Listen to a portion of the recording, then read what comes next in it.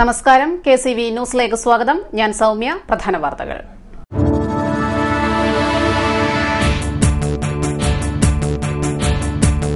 മോദിയോ രാഹുലോ അതോ മറ്റൊരാളോ? ആകാംക്ഷ അവസാനിക്കാൻ നെഞ്ചിടിപ്പിന്റെ മണിക്കൂറുകൾ മാത്രം. ലോകത്തിന്റെ കണ്ണുകൾ ഡൽഹിയെ ഉറ്റുനോക്കും.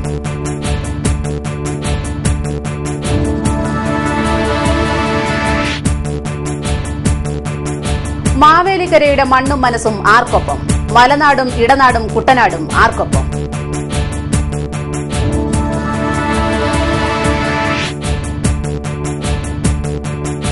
വെനീസിലെ രാജകുമാരൻ ആരാകും? അടിയൊഴുക്കുകൾ അതിജീവിച്ച ഇന്ദ്രപ്രസ്ഥത്തിലേക്ക് ആർക്കാണ് ജനമനസ്സുകൾ സ്വാഗതം ചെയ്തത്?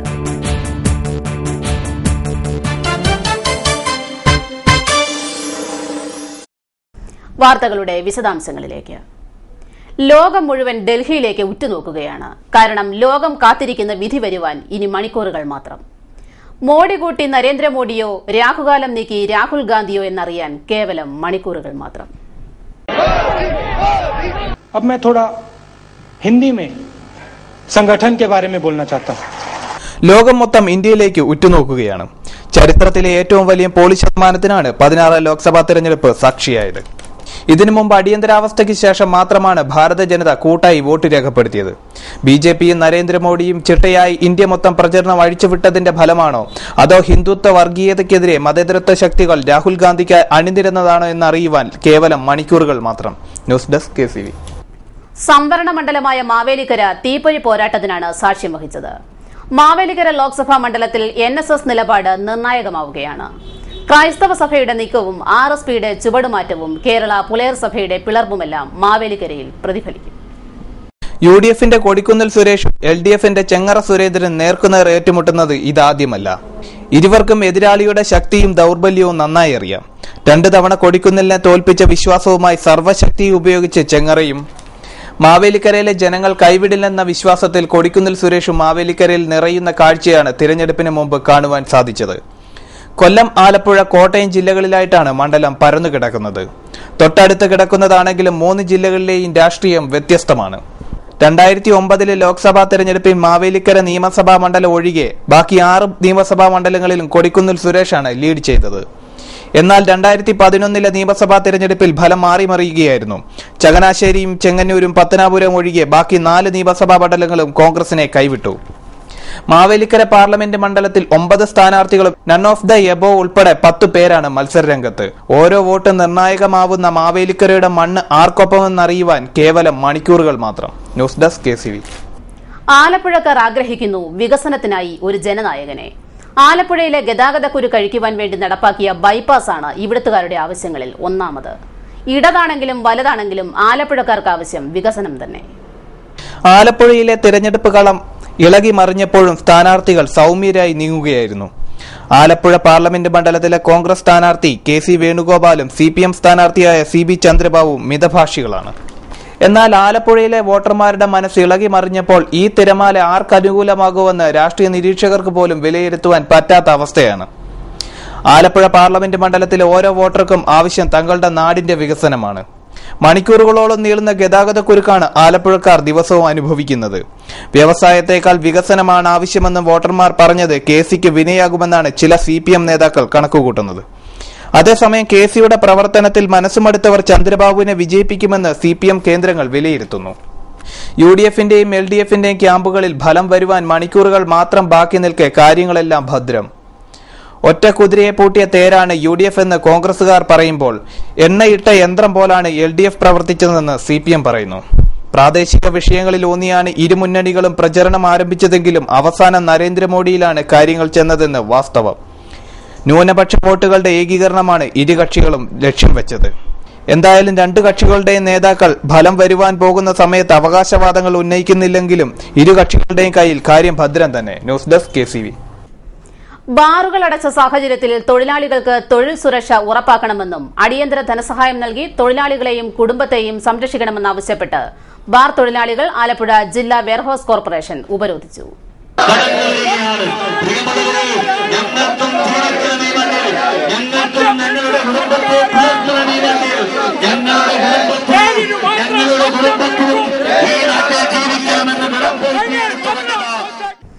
YMCA ജംഗ്ഷനിൽ നിന്നും പ്രകടനമായാണ് നൂറുകണക്കിന് തൊഴിലാളികളും കുടുംബവും വന്നത്. പ്രശ്നത്തിൽ സർക്കാർ അടിയന്തര നടപടി സ്വീകരിച്ചില്ലെങ്കിൽ അനിശ്ചിതകാല ഉപരോധ സമരവുമായി മുൻപോട്ടു പോകുവാനാണ് തൊഴിലാളികളുടെ തീരുമാനമെന്ന് CITU ജില്ലാ സെക്രട്ടറി പ്രസാദ് ധർണ ഉദ്ഘാടനം ചെയ്തു പറഞ്ഞു. മുഴുവൻ തൊഴിലാളികളുടെയും താല്പര്യങ്ങൾ ഉയർത്തിപ്പിടിച്ചുകൊണ്ട് നടത്തുന്ന ഒരു സമരമാണ്. ഗവൺമെന്റിന്റെ ഭാഗത്തു നിന്നും ഗവൺമെന്റ് പറയുന്നത് ഇവിടെ ബാർ ഹോട്ടലുകൾ അടച്ചിട്ട് ഇവിടെ മദ്യത്തിന്റെ വിതരണങ്ങളെ ആകമാനം നിയന്ത്രിച്ച് ക്രമേണ ഒരു മദ്യവിമുക്ത സംസ്ഥാനമായിട്ട് കേരളത്തെ മാറ്റുക എന്നുള്ള കാഴ്ചപ്പാടാണ് ഗവൺമെന്റ് പറയുന്നത്. എന്നാൽ കേരളത്തിലെ ഗവൺമെന്റ് പ്രവർത്തിക്കുന്നത് ഈ പറയുന്ന കാര്യത്തിന് തീർത്തും വിപരീതമായിട്ടുള്ളതാണ്. ബാർ ഹോട്ടൽ കൂട്ടാൻ ഗവൺമെന്റ് നിർദ്ദേശിക്കുമ്പോൾ ഗവൺമെന്റ് തന്നെ ബ്രവറേജസിന്റെ ഔട്ട്ലെറ്റുകൾ ഡസൻ കണക്കിന് വർദ്ധിപ്പിച്ചുകൊണ്ടിരിക്കുകയാണ്. സതീഷ് ലാൽ, പ്രകാശൻ, സജികുമാർ എന്നിവർ നേതൃത്വം നൽകി. എടത്വ പള്ളി പെരുന്നാളിനോടനുബന്ധിച്ച് സൌകര്യങ്ങൾ ഒരുക്കുന്നതിൽ സർക്കാരിന്റെ വിവിധ വകുപ്പുകൾ സഹകരിച്ചില്ലെന്ന് പരാതി. ആലപ്പുഴ അഡീഷണൽ ജില്ലാ മജിസ്ട്രേറ്റ് വിളിച്ചുകൂട്ടിയ തിരുനാൾ അവലോകന യോഗത്തിൽ പങ്കെടുത്ത ഉദ്യോഗസ്ഥർ പെരുന്നാൾ സുഗമമായി നടത്തുവാനുള്ള സഹായ സഹകരണങ്ങൾ വാഗ്ദാനം ചെയ്തിരുന്നു. പ്രധാനമായും PWD അധികൃതരുടെ ഭാഗത്തുനിന്നുണ്ടായ വീഴ്ചയാണ് വിശ്വാസികളെയും യാത്രികരെയും കുഴിയിൽ വീഴ്ത്തിയത്. പൊട്ടിപ്പൊളിഞ്ഞ റോഡൊക്കെ ഇപ്പൊ ശരിയാക്കി തരാമെന്ന അവലോകന യോഗത്തിൽ അഡീഷണൽ മജിസ്ട്രേറ്റിന് ഇവർ ഉറപ്പ് നൽകിയതാണ്. എന്തായാലും PWD അധികൃതർ ഈശ്വരൻ സാക്ഷിയായി സത്യം മാത്രം പറയുന്നവരും പ്രവർത്തിക്കുന്നവരുമാണെന്ന് നാട്ടുകാർക്കെല്ലാം അറിയാം. നിലവിലുള്ള റോഡ് നന്നാക്കിയില്ലെന്ന് മാത്രമല്ല, ഉള്ളതുകൂടി കുത്തിപ്പൊളിക്കുവാൻ അനുമതി നൽകുകയും ചെയ്തു. അടുത്തത് വാട്ടർ അതോറിറ്റിയുടെ വക കലാപരിപാടികളായിരുന്നു. ജപ്പാൻ കുടിവെള്ള പദ്ധതിക്കായി അവർ അവശേഷിച്ചിരുന്ന റോഡ് കൂടി കുത്തിപ്പൊളിച്ച് ഹിരോഷിമയും നാഗസാക്കിയുമാക്കി മാറ്റി. ഒരു യുവാവ് അതിനാൽ രക്തസാക്ഷിയുമായി. വാട്ടർ ട്രാൻസ്പോർട്ട് അതോറിറ്റി എടത്വയിൽ 2 ബോട്ട് സർവീസുകളാണ് നടത്തിയിരുന്നത്. പുതിയതായി കൂടുതൽ ബസ് സർവീസുകൾ നടത്തുമെന്ന് ആഘോഷ കമ്മിറ്റിക്കും അഡീഷണൽ മജിസ്ട്രേറ്റിനും ഇവരും പൊതുസമക്ഷം ഉറപ്പു നൽകിയിരുന്നു. എന്നാൽ പെരുന്നാളിനോടനുബന്ധിച്ച് ഉള്ള ബോട്ട് കൂടി കട്ടപ്പുറത്തായത് മിച്ചം. ഇതാണ് നാട്ടുകാർ പറയുന്നത് വാട്ടർ അതോറിറ്റിയെയും ജലഗതാഗത വകുപ്പിനെയും കുടിച്ച വെള്ളത്തിൽ വിശ്വസിക്കരുതെന്ന്. കുടിവെള്ളവും ജലഗതാഗതവും മുട്ടി അണമുട്ടിയ നാട്ടുകാരുടെ അടക്കം പറച്ചിലും കാര്യമുണ്ട്. എടത്വ ഡിപ്പോയിലേക്ക് കൂടുതൽ ബസ് സർവീസുകൾ ആരംഭിക്കാതെ KSRTCയും അവരുടെ സ്ഥിരം പല്ലവി ആവർത്തിച്ചു. വാക്കല്ലേ മാറ്റാൻ പറ്റൂ, ആന മെലിഞ്ഞാലും തൊഴുത്തിൽ കെട്ടാനാവുമോ? ആലപ്പുഴ ജില്ലാ ടൂറിസം പ്രൊമോഷൻ കൌൺസിൽ അധികൃതർ പെരുന്നാളിനോടനുബന്ധിച്ച് ടൂറിസ്റ്റുകളെ ആകർഷിക്കാൻ ഹൌസ് ബോട്ട് സർവീസുകൾ ഏർപ്പെടുത്തുമെന്നും എടത്വ പുണ്യാളനോട് ആണയിട്ടതാണ്. അതിഥി ദേവോഭവ പാടുന്ന ടൂറിസം വകുപ്പും വിരുന്നുകാരെ വിളിച്ചു വരുത്തി ഊണില്ലെന്ന് നിലപാടെടുത്തു. ഇവർ ചെയ്യുന്നത് എന്താണെന്ന് ഇവർ അറിയുന്നില്ല. ഇവരോട് ക്ഷമിക്കണമേ. News desk KCV. കാവാലം കൃഷിഭവന്റെ കീഴിൽ വരുന്ന എടമ്പാടി പാടശേഖരത്തിൽ ഒരു നെല്ലും ഒരു മീനും പദ്ധതിയുടെ ഭാഗമായി മത്സ്യക്കുഞ്ഞുങ്ങളെ നിക്ഷേപിച്ചു. അഡാക്കിന്റെ നേതൃത്വത്തിൽ വിതരണം ചെയ്ത മത്സ്യക്കുഞ്ഞുങ്ങളെ 2 മാസം നഴ്സറിയിൽ വളർത്തിയ ശേഷമാണ് പാടശേഖരത്തിലേക്ക് തുറന്നുവിട്ടത്. കാവാലം പഞ്ചായത്ത് വൈസ് പ്രസിഡന്റ് ജിജി അഭിലാഷ് പദ്ധതി ഉദ്ഘാടനം ചെയ്തു. കാവാലം പഞ്ചായത്ത് വൈസ് പ്രസിഡന്റ് ജിജി അഭിലാഷ് പദ്ധതി ഉദ്ഘാടനം ചെയ്തു. Kavalam panchayat standing committee chairman KC Joseph അധ്യക്ഷനായി. പാടശേഖര സെക്രട്ടറി ജോജി മാത്യു, റജി ജോസഫ് അറയ്ക്കൽ, വിജയകുമാര കൈമൾ, അപ്പച്ചൻകുട്ടി, വെളിയനാട് മാത്തച്ചൻ എന്നിവർ സംസാരിച്ചു. ഉത്തരവാദിത്ത ബോധത്തോടുകൂടി തന്നെ നമ്മൾ ഈ ഒരു സംരംഭം ഏറ്റെടുത്തുകൊണ്ട് നമ്മൾ വളരെ നല്ല രീതിയിൽ ഇതിനെ പ്രോത്സാഹിപ്പിക്കുകയാണെങ്കിൽ മറ്റു പാടശേഖരങ്ങളിലും ഇപ്പം ഈ പ്രാവശ്യം ഇത് ഏറ്റെടുക്കാത്ത ഈ ഒരു നെല്ലും ഒരു മീനും പദ്ധതി ഏറ്റെടുക്കാത്ത പാടശേഖരങ്ങൾ അടുത്ത വർഷം ഈ പദ്ധതി ഏറ്റെടുത്തുകൊണ്ട് വളരെ നല്ല രീതിയിൽ ഇതിന്റെ പ്രവർത്തനം കാഴ്ചവെക്കാൻ നമുക്ക് സാധിക്കും. ഇത് നമ്മൾ ഉദ്ദേശിക്കുന്നതിൽ നല്ല രീതിയിൽ ഇതിന്റെ ഫലം ലഭിക്കുമാറാകണമേ എന്ന് ആശംസിച്ചുകൊണ്ട് നമ്മുടെ ഈ പദ്ധതിയുടെ ഔപചാരികമായ ഉദ്ഘാടനം നിർവഹിച്ചതായി പ്രഖ്യാപിച്ചുകൊള്ളു. ഗ്രാസ് കാർപ്പ്, കട്ടള, രോഹു തുടങ്ങിയ സമ്മിശ്ര മത്സ്യകൃഷിയാണ് 24 ഏക്കർ വരുന്ന പാടശേഖരത്തിൽ നടത്തുന്നത്. 1 ലക്ഷത്തിലധികം മത്സ്യക്കുഞ്ഞുങ്ങളാണ് ഇവിടെ നിക്ഷേപിച്ചത്. പാടശേഖരത്തിലെ കർഷകരും കർഷക തൊഴിലാളികളും ചടങ്ങിൽ സാക്ഷ്യം വഹിച്ചു. ചമ്പക്കുളം പുത്തൻചുണ്ടൻ ഈ മാസം 15-ന് നീരണിയും. പുതിയതായി നിർമ്മിച്ച ചമ്പക്കുളം പുത്തൻചുണ്ടൻ വ്യാഴാഴ്ച രാവിലെ 6:45-നും 7:10-നും ഇടയിലാണ് നീറ്റിലിറക്കുക. ആഭ്യന്തരമന്ത്രി രമേശ് ചെന്നിത്തല ചടങ്ങ് ഉദ്ഘാടനം ചെയ്യും. Champakulam boat club president CB Jacob അധ്യക്ഷനാകും. ആലപ്പുഴ ജില്ലാ പഞ്ചായത്ത് അംഗം അഡ്വക്കേറ്റ് ജേക്കബ് എബ്രഹാം വള്ളംകളിയും ചമ്പക്കുളം ചുണ്ടനുമായി ബന്ധപ്പെട്ട വെബ്സൈറ്റിന്റെ ഉദ്ഘാടന കർമ്മം നിർവഹിക്കും. ചമ്പക്കുളം കരയിലെ 251 ഓഹരി ഉടമകളുടെ നേതൃത്വത്തിൽ നിർമ്മിച്ച പഴയ ചമ്പക്കുളം ചുണ്ടൻ തിരുവനന്തപുരം ടെക്നോ പാർക്കിന് കൈമാറിയിരുന്നു. 1974 കോയിൽമുക്ക നാരായണാചാരി നിർമ്മിച്ച് നീറ്റിലിറക്കിയ ആദ്യ ചമ്പക്കുളം ചുണ്ടൻ നെഹ്റു ട്രോഫിയിൽ 2 തവണ ഹാട്രിക് അടക്കം 8 തവണ വിജയം നേടിയ വള്ളമായിരുന്നു. പുതിയ ചമ്പക്കുളം ചുണ്ടൻ നാരായണാചാര്യയുടെ മകനായ ഉമാമഹേശ്വരൻ ആചാര്യാണ് നിർമ്മാണം പൂർത്തിയാക്കിയത്. 51 ലക്ഷം രൂപയും 7 മാസത്തെ അധ്വാനത്തിന്റെയും ഫലമാണ് പുതിയ ചമ്പക്കുളം പുത്തൻ ചുണ്ടൻ. ഇടവേളയ്ക്ക് ശേഷം വാർത്തകൾ തുടരും. KCV വാർത്തകൾ നിങ്ങൾക്കായി അവതരിപ്പിച്ചത്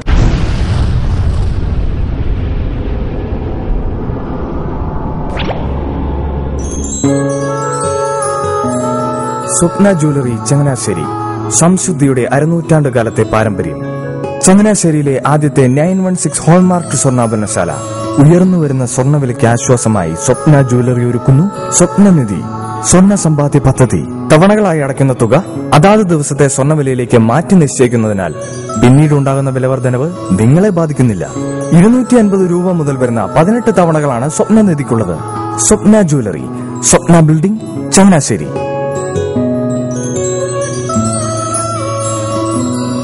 എന്റെ മോഹനേട്ടാ, എളുപ്പ വഴികളും കുറുക്കു വഴികളും നോക്കി പോകുമ്പോഴാ നമ്മളെ ആരെങ്കിലും പറ്റിക്കണത്. എന്നെ ഇന്നവരാരെങ്കിലും പറ്റിച്ചിട്ടുണ്ടോ? കാരണം എന്താ? എനിക്ക് ബുദ്ധിയുണ്ട്. അനു തിരക്കിലായിരിക്കുമല്ലേ? അതെ. അനുവിനെ കഴിഞ്ഞ ആഴ്ച ആലപ്പുഴയിലെ മുല്ലയ്ക്കൽ പ്രിൻസ് ജുവലറിയിൽ നിൽക്കുന്നത് കണ്ടിരുന്നല്ലോ. അതെ, ഞാൻ അവിടെ നിന്നാണ് സ്വർണ്ണാഭരണങ്ങൾ വാങ്ങാറുള്ളത്. അതെന്താ, മറ്റൊരുപാട് ജുവലറികൾ അവിടെ ഉണ്ടല്ലോ. പിന്നെന്താ മുല്ലയ്ക്കൽ പ്രിൻസ് ജുവലറിയിൽ നിന്ന് തന്നെ സ്വർണ്ണാഭരണങ്ങൾ വാങ്ങുന്നത്? അതെല്ലാവർക്കും അറിയാവുന്ന കാര്യമല്ലേ. ഗുണമേന്മയിലും വിശ്വസ്തതയിലും 2 പതിറ്റാണ്ടിന്റെ പാരമ്പര്യമുള്ള മുല്ലയ്ക്കൽ പ്രിൻസ് ജുവലറിയിലെ ഏറ്റവും ചെറിയ ആഭരണങ്ങളിൽ പോലും 916 BIS ഹോൾമാർക്ക് മുദ്ര ഉറപ്പുവരുത്തുന്നു. ആരുടെയും സങ്കല്പത്തിന് അനുയോജ്യമായ വ്യത്യസ്തതരം ഡിസൈൻസ്. അങ്ങനെയാവുമ്പോൾ പണിക്കൂലി കൂടുതലായിരിക്കും അല്ലേ? ഏറ്റവും കുറഞ്ഞ പണിക്കൂലി. മാത്രമല്ല 916 BIS ഹോൾമാർക്കറ്റ് സ്വർണ്ണാഭരണങ്ങൾ മാറ്റി വാങ്ങുമ്പോൾ വിലയിലോ തൂക്കത്തിലോ കുറവ് വരുന്നില്ല. അപ്പോൾ ശരിക്കും ഹീറോ മുല്ലയ്ക്കൽ പ്രിൻസ് ജുവലറിയാണല്ലേ? അത് പിന്നെ പറയാനുണ്ടോ? 100% BIS ഹോൾമാർക്കറ്റ് സ്വർണ്ണാഭരണങ്ങൾ വിൽക്കുന്ന സ്വർണ്ണാഭരണശാല പ്രിൻസ് ജുവലറി, മുല്ലയ്ക്കൽ, ആലപ്പുഴ. മനോഹരമായൊരു വീട് നമ്മളുടെ എല്ലാം സ്വപ്നമാണ്. നിങ്ങളുടെ സ്വപ്ന ഭവനങ്ങളെ മനോഹരമാക്കാൻ ഇതാ സിമ്പിൾ. ഷാലിമാർ സൂപ്പർ ബ്രാൻഡ് ടൈലുകളുടെയും ഗ്രാനൈറ്റിന്റെയും വിസ്മയ ലോകം. വിപുലമായ സ്റ്റോക്ക്, ഫാസ്റ്റ് സർവീസ്, 100% ഗുണമേന്മ. ഇവയൊക്കെ നിലനിർത്തുന്നതുകൊണ്ട് ഞാൻ പറയുന്നു Shalimar. Shalimar marbles and granite. സ്വപ്ന ഭവനത്തിന് ഇവിടെ പൂർണ്ണത. Shalimar marbles and granite, Manikkachira, AC road, Changanassery. വാർത്തകളിലേക്ക്. Stage artist workers association of കേരളയുടെ സംസ്ഥാന കൺവെൻഷൻ ഈ മാസം 31 ആലപ്പുഴയിൽ നടക്കുമെന്ന് ഭാരവാഹികൾ വാർത്താസമ്മേളനത്തിൽ അറിയിച്ചു. ആലപ്പുഴ നഗരചത്വരത്തിൽ നടക്കുന്ന കൺവെൻഷൻ സാംസ്കാരിക ക്ഷേമനിധി board chairman K. Suresh Kumar ഉദ്ഘാടനം ചെയ്യും. SSLC, +2 ക്ലാസുകളിൽ ഉന്നത വിജയം നേടിയ കുട്ടികൾക്ക് അവാർഡ് വിതരണം നടത്തുമെന്നും വാർത്താസമ്മേളനത്തിൽ അറിയിച്ചു. പുന്നപ്ര പ്രവിദേശ് കുമാർ, വിശാഖൻ, അനിരുദ്ധൻ തുടങ്ങിയവർ പങ്കെടുത്തു. ഇന്ന് കേരളത്തിലെ എല്ലാ ജില്ലകളിലും ഇതിന്റെ പ്രവർത്തനങ്ങൾ വ്യാപിച്ചിട്ടുണ്ട്. ഏതാണ്ട് 36 കലാരൂപങ്ങളെ ഗവൺമെന്റ് അംഗീകരിച്ചിട്ടുണ്ട്. അത് സ്റ്റേജുമായി ബന്ധപ്പെടുന്ന, അതായത് മൈക്ക് ഓപ്പറേറ്റർ മുതൽ അഭിനയിക്കുന്ന ആളുകൾ വരെയുള്ള ആ തരത്തിലുള്ള കലാകാരന്മാരുടെ കൂട്ടായ്മയാണ് സവാക്. ഒരുപാട് ഗവൺമെന്റിന്റെ ഭാഗത്തുനിന്ന് അർഹരായ പല കലാകാർക്കും വേണ്ടത്ര പ്രാധാന്യം നാളിതുവരെ ലഭിച്ചിട്ടില്ല. എന്നാൽ ഈ സവാക്കിലൂടെ ഏതാണ്ട് ആയിരക്കണക്കിന് ആളുകൾക്ക് ഇപ്പോഴത്തെ ക്ഷേമനിധി ബോർഡിൽ നിന്ന് ലഭിക്കുന്ന 1000 രൂപയുടെ പെൻഷനും അതുകൂടാതെ ചികിത്സാ സഹായങ്ങൾ ഉൾപ്പെടെയുള്ള പല കാര്യങ്ങളും ഇതിനോടകം ചെയ്യാൻ കഴിഞ്ഞിട്ടുണ്ട്. ആലപ്പുഴ ജില്ലയിലെ വ്യാജ മദ്യനിർമ്മാണവും വിൽപ്പനയും തടയാൻ എക്സൈസ് വകുപ്പിന്റെ സ്പെഷ്യൽ ഡ്രൈവ് പദ്ധതി. വ്യാജ മദ്യനിർമ്മാണവും വിൽപ്പനയും വർദ്ധിക്കുന്നുവെന്ന ഇന്റലിജൻസ് റിപ്പോർട്ടിന്റെ അടിസ്ഥാനത്തിലാണ് എക്സൈസ് കമ്മീഷണറുടെ നിർദ്ദേശം. ബാറുകൾ അടഞ്ഞുകിടക്കുന്ന പശ്ചാത്തലത്തിൽ ആലപ്പുഴയിൽ കഞ്ചാവും വ്യാജമദ്യ വിൽപ്പനയും നിർമ്മിതിയും വർദ്ധിക്കുന്നതായി KCV വാർത്തകൾ റിപ്പോർട്ട് ചെയ്തിരുന്നു. പരിശോധനയ്ക്കായി 24 മണിക്കൂറും പ്രവർത്തിക്കുന്ന 3 സ്പെഷ്യൽ സ്ക്വാഡുകളെയും രംഗത്തിറക്കിയിട്ടുണ്ട്. അബ്കാരി കുറ്റകൃത്യങ്ങൾ തടയുന്നതിനും കഞ്ചാവ്, മയക്കുമരുന്ന് സംഘങ്ങളെ തുരത്തുന്നതിനുമാണ് സ്ക്വാഡ് മുൻതൂക്കം നൽകുക. പദ്ധതിയുടെ ഭാഗമായി കള്ളുഷാപ്പുകളിൽ പരിശോധന കർശനമാക്കും. രാത്രിയിൽ റോഡുകളിലെ വാഹന പരിശോധനയും മദ്യവിൽപ്പന കേന്ദ്രങ്ങളിലെ റെയ്ഡും ശക്തമാക്കും. വ്യാജമദ്യ നിർമ്മാണം, കഞ്ചാവ് വിൽപ്പന എന്നിവയെക്കുറിച്ച് വിവരം ലഭിക്കുന്നവർ 0477 2251 639 എന്ന നമ്പറിൽ അറിയിക്കേണ്ടതാണ്. വിവരം നൽകുന്നവരുടെ പേര് വിവരങ്ങൾ രഹസ്യമായി സൂക്ഷിക്കുമെന്ന് എക്സൈസ് ഉന്നതാധികാരികൾ അറിയിച്ചു. കേരളത്തിലെ സ്കൂൾ പാചക തൊഴിലാളികൾ പ്രക്ഷോഭത്തിലേക്ക്. സംസ്ഥാനത്തെ എല്ലാ DDE ഓഫീസുകൾക്ക് മുന്നിലും സ്കൂൾ പാചക തൊഴിലാളികൾ ജൂൺ 7-ന് ധർണ നടത്തും. കേരള സ്കൂൾ പാചക തൊഴിലാളി ഫെഡറേഷൻ CITUവിന്റെ നേതൃത്വത്തിലാണ് ധർണ സംഘടിപ്പിക്കുന്നത്. മിനിമം ശമ്പളം 10,000 ആക്കുക, വെക്കേഷൻ കാലത്ത് ശമ്പളം നൽകുക, ക്ഷേമനിധിയും പെൻഷനും അനുവദിക്കുക തുടങ്ങി 13 ആവശ്യങ്ങളാണ് ഇവർ ഉന്നയിച്ചിരിക്കുന്നത്. ഇപ്പോൾ സർക്കാർ വർദ്ധിപ്പിച്ചുവെന്ന് അവകാശപ്പെടുന്ന നാമമാത്രമായ കൂലി പോലും തൊഴിലാളികൾക്ക് കിട്ടുന്നില്ലെന്നും ഫെഡറേഷൻ കുറ്റപ്പെടുത്തുന്നു. പൈപ്പിന്റെ അറ്റകുറ്റപ്പണിക്ക് ശേഷം PWD റോഡ് നന്നാക്കാത്തതിനാൽ അപകടം പതിവാകുന്നു.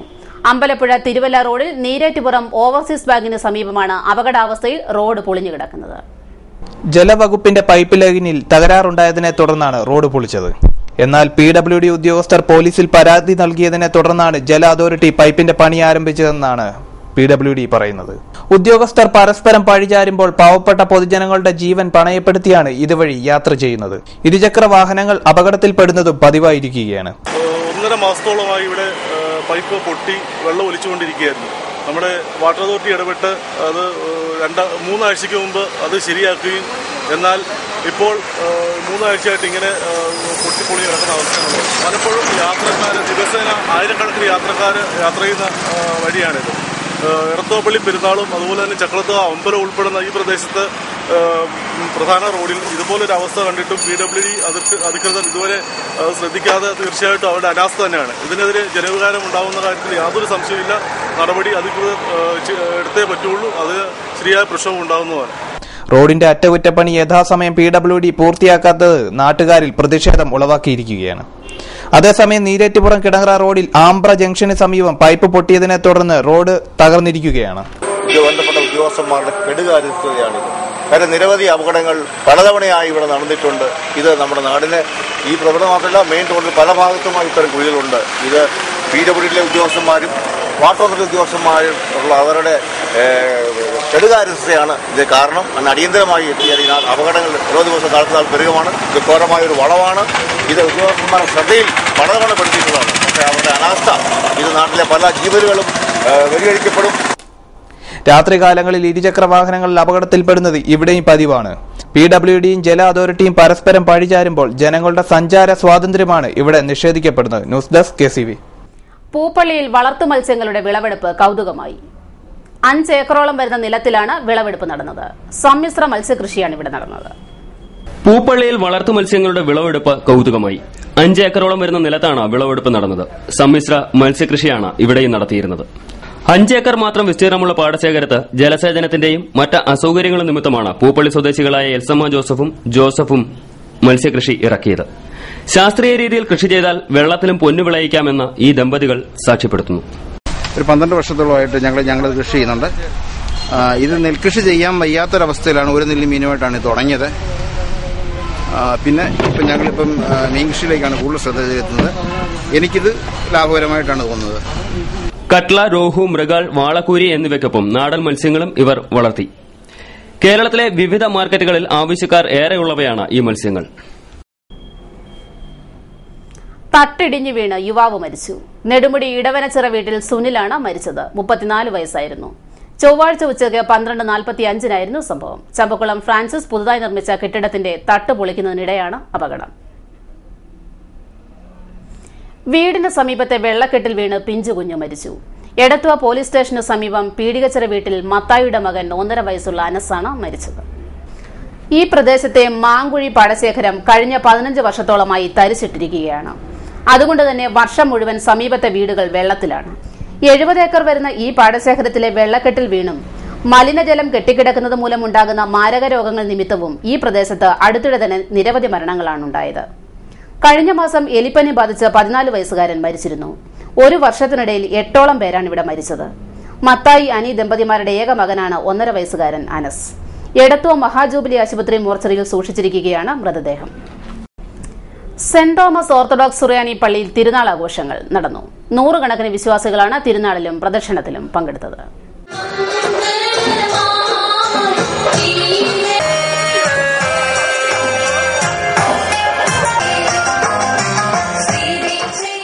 വൈകുന്നേരം 3-ന് ആരംഭിച്ച പ്രദക്ഷിണം 3 പ്രാവശ്യം പള്ളിക്ക് വലം വെച്ച് സമാപിച്ചു. 100ഓളം പേർ ശയനപ്രദക്ഷിണത്തിൽ പങ്കെടുത്തു. വാദ്യമേളങ്ങൾക്കും മുത്തിക്കുടകൾക്കും അകമ്പടിയേകാൻ തലയിൽ ചുടുകട്ടയുമേന്തി വിശ്വാസികൾ നിരന്നു. വൈദികരായ Koshy Abraham Thomas, John Chacko എന്നിവർ ചടങ്ങിന് നേതൃത്വം നൽകി.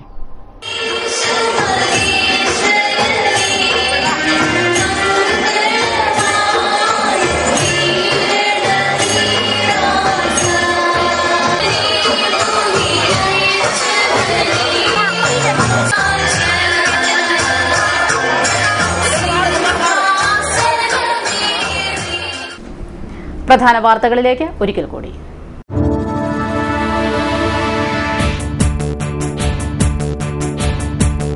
മോദിയോ രാഹുലോ അതോ മറ്റൊരാളോ? ആകാംക്ഷ അവസാനിക്കാൻ നെഞ്ചിടിപ്പിന്റെ മണിക്കൂറുകൾ മാത്രം. ലോകത്തിന്റെ കണ്ണുകൾ ഡൽഹിയെ ഉറ്റുനോക്കുന്നു.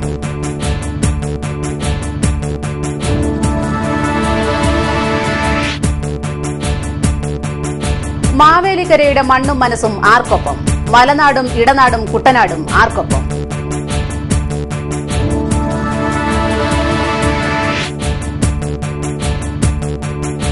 വെനീസിലെ രാജകുമാരൻ ആരാകും? അടിയൊഴുക്കുകൾ അതിജീവിച്ച ഇന്ദ്രപ്രസ്ഥത്തിലേക്ക് ആർക്കാണ് ജനമനസ്സുകൾ സ്വാഗതം ചെയ്തത്?